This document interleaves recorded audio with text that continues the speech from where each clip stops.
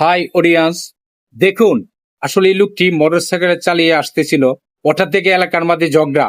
তো দেখুন অবস্থাটা কি হয়েছে। তো আসলে ঝগড়া যাতে না যাওয়ারই ভালো, তো শেয়ার করে দিবেন ভিডিও।